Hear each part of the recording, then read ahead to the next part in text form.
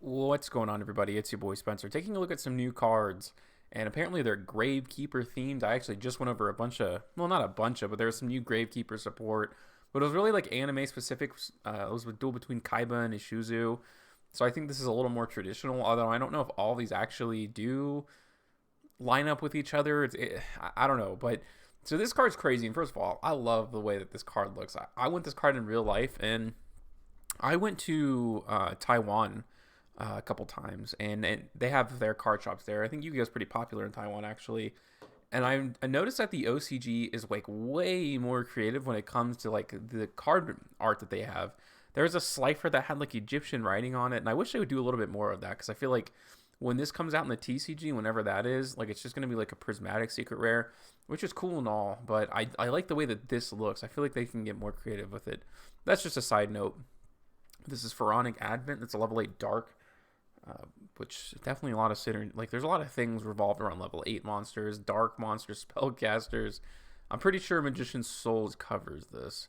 But anyways, you contribute one monster you control, special summon this card from your hand, which is nice. It's 2,000 attack, so kind of definitely not unfair in that sense, if that makes sense. Gains 3 attack for each continuous trap on the field and in the graveyards. Neat, I suppose. Like, sure, why not? You contribute one fairy, fiend, or reptile monster you control. Add one continuous trap from your deck to your hand.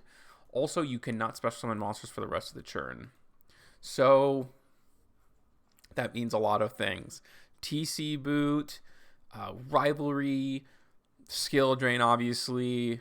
But so there's only 3 types here. So it's fairies, fiends, or reptiles. So Snake Rain, obviously, Ogdoadic. The first thing that comes to mind. The first thing that came to my mind when I read this, and fairies for Gravekeepers, is Sacred Beast. They are fiend monsters, tons of continuous traps, and also it's a deck that uses continuous traps really well because it's more of a control deck than anything else. So I'm thinking this is going to be best in that deck specifically. I can't wait to play test with this. I think it's going to be really, really good. But again, I love the card art. It's so cool. Almost like it should be a divine monster, to be honest with you. I don't know if it's hard to say whether or not something's game breaking until you look at it. I mean, being able to search an entire archetype, not just like archetype type of card, that's a great thing. And also, continuous traps are some of the most powerful cards in the entire game of Yu-Gi-Oh! But I'm happy about it. I can't wait to do some play testing. I'm not here to overhype it or underhype it. Some people have like these really strong opinions on it. I don't necessarily feel that way, other than the fact that I think it's a really good tech card for a lot of decks, and you'll see some gameplay here in the next week when the card comes out in some of the simulations. But this is Gravekeeper's Seal. It's a normal spell at the start of your main phase 1. Interesting, because like when you think of Gravekeepers, because this is a Gravekeeper's card, they definitely run Pot of Extravagance. Maybe this just means you run Pot of Indulgence. I always say Indulgence. Prosperity, Pot of Prosperity. Maybe that's when that card just kind of changes. But okay, so neither player can activate effects of cards in the graveyard. Neither player can banish cards from the graveyard. Neither player can special summon monsters from the graveyard. A lot of utility there. Like, it's not a quick effect, though. This is probably something if you're playing Gravekeepers that you're going to side. Or, obviously you don't have to. This is something I think that people are going to play in the side. Let me say that more specifically. Because you obviously don't know, but it could be good. It could be really good. It could be good against Virtual World. It could be good against Eldritch. Every card, like there's so many decks, especially from the graveyard, honestly. So this is a really interesting tech card, and I think that's what Gravekeepers are turning out to be, especially with the new support, where it doesn't necessarily make Gravekeepers good, but there's a lot of like interesting side deck cards that are coming out for it. And this is Swamp Deity Apophis. It's a continuous trap. You can special summon this card as a normal monster.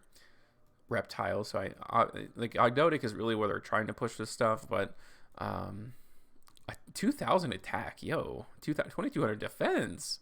It's always treated as a trap card. Then you can negate the effects of face-up cards your opponent controls until the end of the turn, up to the number of other continuous traps you control, which is probably 1.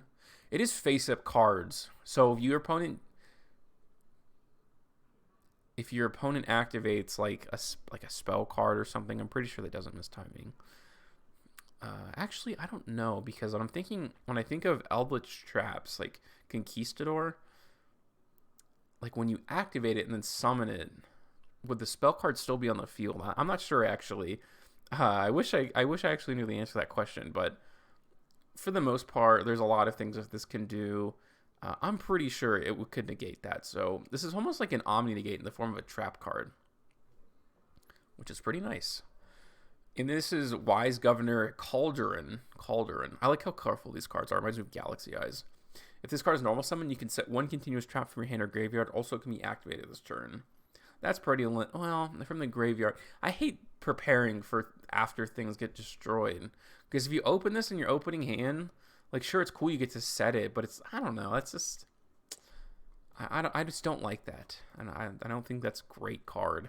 If this card is sent to the graveyard by any effect, which is kind of cool, which means it's not going to be messed up like Shadal's, you can apply this effect. Face-up continuous traps you control cannot be destroyed by your opponent's card effects until the end of this turn.